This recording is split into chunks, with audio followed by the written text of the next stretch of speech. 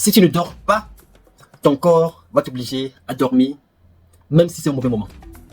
Je ne sais pas combien de fois j'ai eu à somnoler sur la route, sur l'autoroute. Ceci parce que j'avais mal dormi. Ou alors que j'ai fait un travail de nuit et j'ai pas dormi. Récemment, j'étais chez un ami et j'ai vu comment le matin, quand je me suis réveillé, je suis allé vers sa chambre. Le gars a dormi avec le téléphone là comme ça, TikTok, vidéo en train de tourner. Et là, j'ai compris que ça c'est dangereux. Et je sais que beaucoup de personnes vont se reconnaître dans ça. Des personnes qui dorment avec le téléphone à côté, ou souvent même on a tellement scrollé sur TikTok qu'on s'est pas rendu compte qu'on a dormi avec le téléphone là comme ça. Aujourd'hui, on parle d'un pilier essentiel du bien-être, le sommeil. Je vais te parler de c'est quoi le sommeil, quels sont ses bienfaits sur la santé, quelles sont les étapes du sommeil, pourquoi est-ce qu'il faut appliquer cette stratégie pour bien dormir, les routines pour bien dormir. Et reste jusqu'à la fin de la vidéo, parce qu'à la fin, je vais te donner quelques plantes, quelques infusions, quelques aliments naturels que tu peux utiliser pour pouvoir améliorer ton sommeil. On est à 5h30 exactement. Je vais définir ma routine du livre, parce que j'accompagne mes lecteurs dans la lecture du livre. Je connais des challenges. Et chaque chapitre, j'essaie de leur faire encore un petit résumé et d'augmenter encore plus d'éléments que j'ai pas mis dans le livre. Alors, aujourd'hui, j'ai parlé de la partie du sommeil. Vous savez, le sommeil, ce n'est pas un luxe. Parce que la mienne question, quand je lui ai parlé du sommeil et de l'importance du sommeil, il m'a sorti une histoire sur une blogueuse qui est sur YouTube que j'apprécie, elle fait de très très bonnes vidéos. Et j'ai justement vu une de ses vidéos où elle parle que voilà, le sommeil, voilà, machin chouette, dormir 8 heures, ça ne sert à rien. Les Chinois n'ont pas construit en dormant 8 heures, elle dort 4 heures de sommeil et c'est suffisant pour elle. Elle dit waouh, d'accord. Donc je vais vous dire ce que la science dit, parce que nous sommes là pour vous éduquer et pour vous donner ce que la science dit, pas ce que X ou Y vous dit. Maintenant, c'est à chacun de voir s'il va respecter ce que la science dit ou alors s'il va faire ce que sa tête lui dit. Mais ce qui est sûr, le sommeil, on ne joue pas le sommeil, on ne fait pas des critiques de sommeil. Comme je l'ai dit au début, si tu ne dors pas comme il faut, ton corps va t'obliger à dormir. Et peu importe si c'est au mauvais moment, tu vas simplement subir les conséquences. Donc, soit tu dors bien maintenant, soit tu attends après 50 ans pour dormir. Et là, tu risques de dormir où? À l'hôpital avec nous encore. Donc, vaut mieux rester avec moi ici pour le moment que tu es encore en forme. Vous savez, le sommeil, c'est un peu comme le sucre, c'est un peu comme le cube. C'est un poison lent. Dormir, déjà pas la nuit, c'est un poison lent. Dormir encore insuffisamment la nuit, c'est un poison lent, ça va s'accumuler. On est encore jeune, 25, 30, 40 ans, on ne voit pas les conséquences. Mais après 50 ans, tu vas commencer à payer le prix. Pourquoi? Déjà, je vais vous montrer l'importance cruciale du sommeil dans les différents domaines de la santé. Au niveau physique, l'étude a montré que les personnes qui ne dorment pas en quantité suffisante et de manière optimale vont développer plus de risques de pouvoir avoir des maladies chroniques comme l'obésité, comme le diabète, parce que justement, il y a un trouble hormonal. Et on sait qu'en général, ces maladies sont dues à un déséquilibre hormonal. Donc, si tu ne dors pas bien, tu vas voir que voilà, au lendemain de la journée, tu auras des envies de vouloir grignoter, la fatigue, et tout ça va ralentir ton métabolisme ou alors dérayer ton métabolisme. Parce que quand on grignote beaucoup plus tout ce qui est sucré, tout ce qui est ultra transformé. Et c'est ça qui fait stocker le gras. Et entraîne des maladies comme le diabète, les différentes maladies cardiovasculaires et les cancers. Ça, c'est côté physique. Côté mental. On sait que le sommeil de qualité améliore la concentration, ça améliore la créativité, ça améliore la productivité et la performance. Donc, lorsque tu n'arrives pas à bien dormir, ton cerveau commence à perdre, ça dégringole avec le temps. D'accord? Sur le côté financier et professionnel, comme je l'ai dit, plus tu dors bien, plus tu es créatif, plus tu es performant.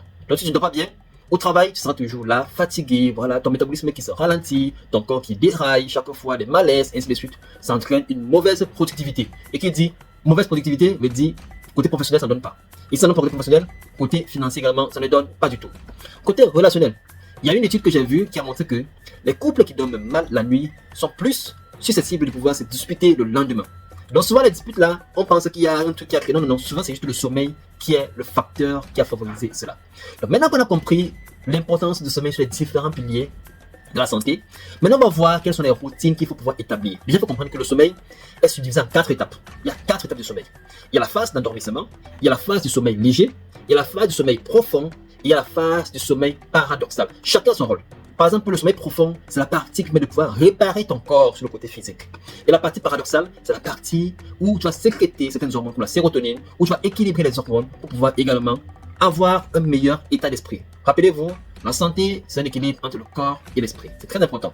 Et en moyenne, chaque phase dure environ 90 minutes, donc 1h30. Il y a des phases qui durent moins que d'autres, mais en moyenne, c'est 90 minutes. Et je peux parler de 4 phases. Ce qui fait que si tu respectes bien 90 minutes x 4, ça fait qu'il te faut minimum 6 heures de sommeil pour arriver sur la partie de quelle est la quantité d'heures qu'il faut dormir. Il faut dormir, la science le dit, il faut dormir en moyenne entre 6 à 8 heures de sommeil. Après ça, tu vas vers la paresse. Moins que ça, la conséquence, c'est que plus tard, tu vas payer le prix. D'accord? Et si tu payes le prix dans l'hôpital, bon, on va tous se retrouver là-bas. Hein. De toute façon, tu ne peux pas m'éviter. On va tous se retrouver quelque part. Donc, voilà les 4 phases de sommeil et le nombre d'heures. 6 à 8 heures. Moi, je dors en général 6 à 7 heures de sommeil. Je dors quelques rares fois 8 heures de sommeil. Mais en général, je dors 6 à 7 heures de sommeil. Voilà. Parce que j'ai des objectifs à atteindre. Mais voilà, c'est correct. On est bien dans la tranche qu'il faut. Alors, maintenant qu'on a compris ça, il y a des astuces. Parce que c'est pas seulement la quantité qu'il faut, mais il y a aussi la qualité du sommeil qui est important. D'accord? Et pour pouvoir avoir un sommeil de qualité, voici quelques routines que je vais te donner pour que tu puisses avoir un sommeil de qualité.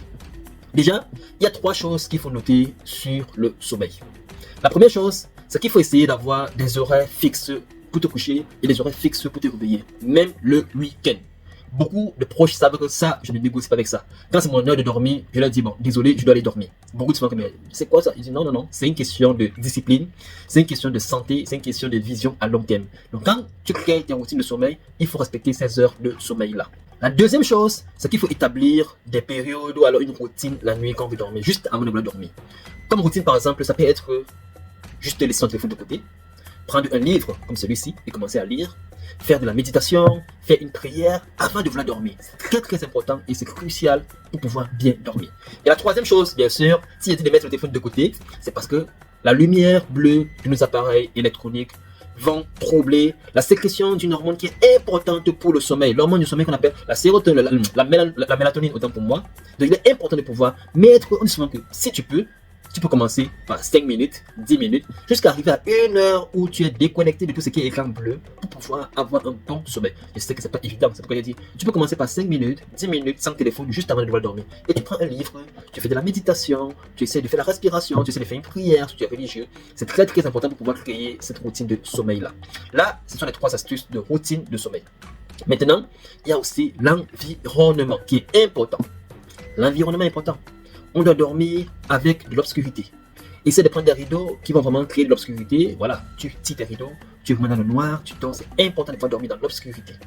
Deuxième chose, c'est concernant la température. En général, tu dois pouvoir dormir dans une température entre 18 et 20 degrés. C'est ce qui est la température optimale pour avoir un sommeil de qualité qui va respecter les 4 phases que j'ai dit tout à l'heure.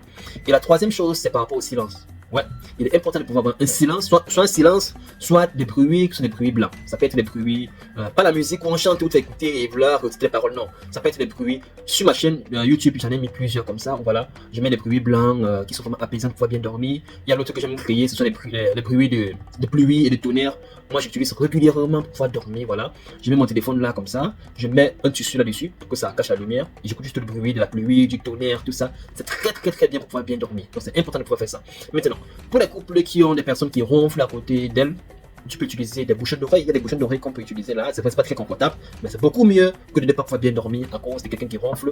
Ou alors de se dire que voilà, tu vas quitter quelqu'un parce qu'il ronfle. Non, c'est pas normal. Voilà. Et après aussi, le ronflement de la personne, on peut voir comment régler cela. Parce qu'il y a des ronflements qui se règlent. Hein. Que ce soit par la perte de poids, que ce soit par les positions pour pouvoir dormir et tout ce qui va avec. Et avec ça, normalement, on règle sans aucun souci. Donc voilà, par rapport à ça. Alors, avant de conclure avec certains aliments qui vont t'aider à bien dormir, on va vous parler des aliments qu'il faut éviter, mais des choses qu'il faut éviter qui sont les ennemis du sommeil. Première chose, ça concerne la caféine. Il faut arrêter le café avant de vouloir dormir. De préférence, 5 heures avant de dormir, laissez le café. À partir de 14, 15, 16 heures, laissez le café de côté. Deuxième chose, c'est concernant la nourriture. Qu'est-ce que vous mangez la nuit? Si tu manges lourd la nuit, il sera difficile que tu puisses dormir. Il faut manger léger, privilégier tout ce qui est graisse et un peu de protéines, limiter tout ce qui est féculent le moment de vouloir dormir pour pouvoir avoir une meilleure digestion et manger 3 heures avant l'heure de dormir pour que ton corps puisse au moins se digérer cela avant que tu puisses dormir. Troisième chose, c'est concernant l'alcool. On sait que l'alcool, en fait, perturbe le sommeil paradoxal. Et le sommeil paradoxal, comme on l'a vu tout à l'heure, c'est très très bien pour pouvoir améliorer la mémoire et pouvoir avoir une tranquillité d'esprit. Donc maintenant, on va voir quelques petites infusions que tu peux faire la nuit, qui vont montrer les bénéfices, notamment la valériane, notamment la camomille, notamment le passiflore. Voilà les infusions que tu peux faire la nuit. Même la menthe poivrée, même la menthe simple, les feuilles de menthe, tu peux faire ça avant de vouloir dormir. Mais il faut le prendre 2 heures avant le sommeil. Parce que quand tu prends une infusion le soir, tu fais pas attention, ça va te réveiller la nuit pour aller uriner. Et comme on l'a dit, le sommeil, c'est 4 phases qu'il faut respecter. Si tu te réveilles pour aller dormir, tu reviens, tu recommences le cycle. Et ça trouble tes hormones. Donc, de préférence, bois ta tisane, mais bois ton verre d'eau 2 heures avant d'aller dormir. Comme ça, tu as le temps de pouvoir uriner avant de te coucher et dormir sans perturber ton sommeil pour te lever la nuit pour aller uriner. Donc, voilà un peu ce que je peux dire par rapport à ça. Maintenant, j'ai vu qu'il y a des gens aussi qui prennent des compléments alimentaires. Oui, certains sont bien. Mais il faut les prendre peut-être comme la mélatonine, il faut les prendre sur un court temps. Parce que quoi? C'est une hormone qui est normalement sécrétée par le corps. D'accord? Donc, si tu fais par exemple un décalage, si tu fais un voyage qui a un décalage horaire, oui, tu peux prendre ça pour pouvoir ramener ton cycle biologique à la phase normale, mais ne pas le prendre sur le long terme parce que ton corps le sécrète naturellement. Et si tu le prends sur le long terme, ton corps n'a plus sécrété et tu vas devenir dépendant de ça pour pouvoir dormir. Alors qu'en réalité, il ne faut pas être dépendant de ça pour pouvoir dormir. C'est un peu comme si tu as du poids et tu te dis que non, voilà, il faut qu'il y ait une pilule magique qui va te faire perdre du poids. Non, il faut aller agir sur la cause. Parce que lorsque tu as un manque de sérotonine, de mélatonine, autant pour moi, c'est juste parce que voilà, tu utilises beaucoup d'écran bleu avant de vouloir dormir. Donc, vaut mieux agir sur la cause que de vouloir agir sur la conséquence et être dépendant d'un produit. Alors, c'était tout pour cette vidéo. J'espère que tu as aimé. Dis-moi en commentaire si déjà tu appliques les différentes astuces et routines que je t'ai données ici. Et si tu n'appliques pas encore, dis-moi en commentaire comment je peux t'aider également pour pouvoir appliquer cela. Et n'hésite pas à partager ça avec une personne que ça va aider. Partage, parce que voilà, lorsqu'on partage ainsi, beaucoup de personnes sont plus sensibilisées et cela va améliorer la santé globale de tout le monde. Porte-toi bien et on se dit rendez-vous à une autre capsule vidéo.